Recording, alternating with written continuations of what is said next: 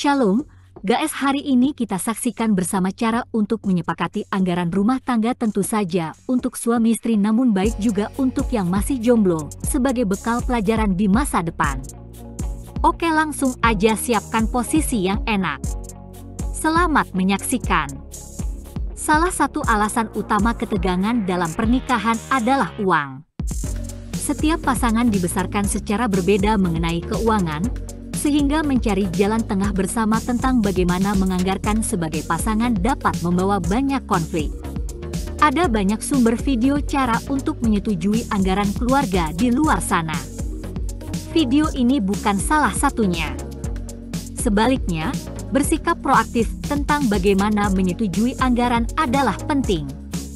Ini bisa dibilang bahkan lebih penting daripada anggaran itu sendiri jika seseorang percaya bahwa hubungan antara pasangan itu penting dan layak untuk dilindungi. Kedengarannya agak berlebihan, saya tahu. Tetapi menurut survei 2018 oleh Ramsey Solutions, pertengkaran uang adalah penyebab utama perceraian kedua. Jadi jangan remehkan kekuatan pemecah belah dari Soekarno-Hatta. Maksud Mimin 100.000 yang merah itu guys, hehehe. Bagaimana pasangan menyepakati anggaran? Saya bukan ahli di bidang keuangan, penganggaran atau pernikahan. Tidak juga. Tetapi saya dapat berbicara dari pengalaman pribadi. Jadi saya akan beralih dari, saya tahu bagaimana menyelamatkan pernikahan Anda dari masalah keuangan, menjadi lebih sederhana. Itulah yang saya dan pasangan saya lakukan dan berhasil. Dapatkan apa yang Anda inginkan darinya. 1. Keputusan verbal bahwa uang tidak sepenting pasangan Anda. Ya, kami sebenarnya memiliki percakapan ini setelah pertengkaran yang sangat panas yang mengarah pada tuduhan bahwa satu orang memiliki kecenderungan menyindir untuk membuang uang ke toilet sementara yang lain dipaksa untuk memeras uang itu sekencang mungkin. Apakah uang lebih penting daripada pasangan lain? Tidak. Ini adalah konsensus bersama. Meskipun kedengarannya sederhana, ini menjadi dasar dari banyak percakapan anggaran di kemudian hari. Jika uang rekening bank, berarti mengorbankan pendapat pribadi kita sangat penting untuk menemukan kesamaan. 2. Kompromi. Hadeh, itu adalah bagian tersulit. Terutama jika yang satu mencoba menyelamatkan keluarga dari kehancuran finansial dan hutang sementara yang lain tampaknya berniat menyeret Anda ke jurang kegelapan yang tak berujung. Namun, belum ada masalah yang diselesaikan karena kedua belah pihak menolak untuk setuju dengan sudut pandang yang lain. Jika Anda dapat mencapai ini, maka selamat. Anda telah mendarat lebih jauh dari banyak pasangan. Terkadang salah satu dari Anda menyadari bahwa sikap yang lain masuk akal secara finansial, dan Anda menerimanya. Besar. Tetapi bagi kita yang terlalu keras kepala untuk melihat kebenaran dari sudut pandang pasangan kita, apakah mereka terlalu liberal atau terlalu konservatif dengan uang, mempelajari cara berkompromi sangatlah penting. Bertemu di tengah. Tak satu pun dari Anda akan menyukai semua hidangan, tetapi ini adalah keputusan yang akan menghindari kontroversi serius. 3. Terimalah bahwa uang Anda bukan milik Anda. Saya tidak bermaksud Anda mendapatkan gaji Anda, tetapi Anda harus membaginya. Beberapa pasangan melakukannya, beberapa tidak. Itu semua tergantung pada bagaimana Anda mengelola anggaran Anda. Maksud saya, uang Anda adalah hadiah dari Tuhan. Jika Anda sebagai pasangan dapat menerima ini, itu akan sangat menguntungkan Anda. Karena, sebagai uang Tuhan, Anda berdua akan condong menjadi hamba itu seolah-olah Anda sedang menangani rekening bank orang lain. Benar-benar Anda. Tuhan telah memberi Anda uang, bagaimana Anda bisa membelanjakannya dengan bijak daripada sembrono? Elemen perawatan dari hadiah membawa kehati-hatian pada situasi dan membawa elemen kerja tim ke dalamnya.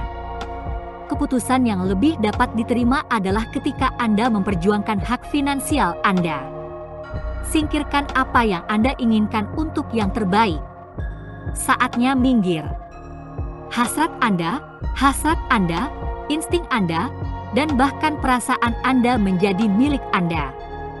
Beberapa dari kita sangat posesif terhadap uang yang kita bawa. Yang lain merasa mereka memiliki hak untuk membelanjakan uang untuk hal-hal tertentu yang mereka lihat sebagai kebutuhan, sementara pasangan mereka melihatnya sebagai hal yang sembrono. Banyak dari kita tidak suka berkorban dalam hal penganggaran, dan kita yang tidak keberatan juga tidak peka terhadap mereka yang merasa kebebasan finansial mereka dipertaruhkan. Bayangkan situasinya, misalnya, suami berpikir tidak apa-apa untuk pergi makan siang bersama teman-temannya, tidak apa-apa. Itu normal. Bahkan secara sosial normal. Tidak ada alasan bagus untuk berhenti melakukannya meskipun Anda menghemat 350.000 per minggu atau setara dengan 1.400.000 per bulan. Sang istri memperkirakan bahwa melakukan perawatan kuku 2 kali sebulan seharga 350.000 masing-masing kurang dari anggaran makan siang bulanan suaminya, dan agar adil, dia dapat melanjutkan rutinitasnya. Sang suami menganggap kuku istrinya tidak berguna, bahkan tidak berguna.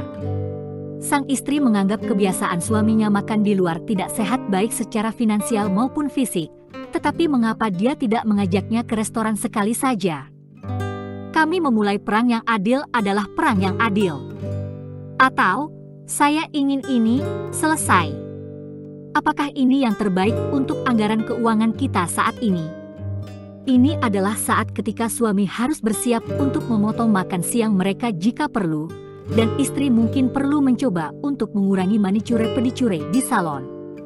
Tampaknya mengerikan bahwa mereka adalah bagian dari hidup Anda dan Anda menghargainya. Tetapi kesediaan untuk menyerahkan apa yang Anda inginkan sebagai ganti yang terbaik memungkinkan Anda untuk berhasil berkompromi dan melakukan dialog yang sehat alih-alih berdebat secara defensif. 5. Hindari menyinggung. Contoh di atas mengarah ke poin lain tentang kemampuan kita untuk menyinggung. Ketika kita ingin seseorang menjatuhkan sesuatu yang kita rasa tidak perlu atau menghabiskan uang kita seringkali dapat beralih dari penilaian yang tidak rasional dan tanpa emosi menjadi serangan menghina yang menyinggung orang yang kita kenal, yang paling kita cintai. Jika seorang suami memotong kuku istrinya dan membuang-buang uang ketika dia bisa membeli cat seharga 70.000, yang mungkin didengar istri adalah, "Idiot, kamu tidak sepadan dengan uangnya, dan keinginan untuk menjadi cantik tidak ada nilainya bagiku." Itu bisa berjalan dua arah. Ini penting dan makan di luar akan membuatnya kelebihan berat badan atau tidak menarik baginya. Tidak hormat adalah persamaan sempurna untuk anggaran yang ketat. Ini akan menyabotase upaya untuk mencapai stabilitas keuangan dan pengeluaran yang bijaksana. Itu akan membuat percakapan menjadi lebih dalam daripada uang ke dalam jalinan hubungan Anda. Tiba-tiba anggaran tidak lagi menjadi masalah, itu adalah rasa hormat, cinta, dan nilai yang masing-masing pasangan yakini miliki untuk mereka.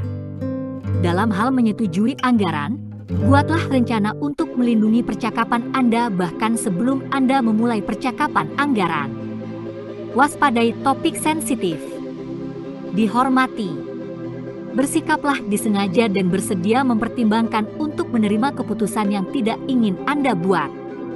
Yang terpenting, perhatikan pasangan Anda, perasaan mereka, nilai-nilai mereka, dan kebutuhan mereka untuk dihormati. Jalan besar dapat diciptakan dengan mendiskusikan topik keuangan yang sangat sensitif jika Anda bisa. Oke guys, sekian dulu untuk kali ini. Mimin berdoa semoga videonya dapat memberkati, dan jika diberkati silakan subscribe, like, dan nyalakan loncengnya. Terima kasih dan sampai ketemu lagi. Tuhan berkati.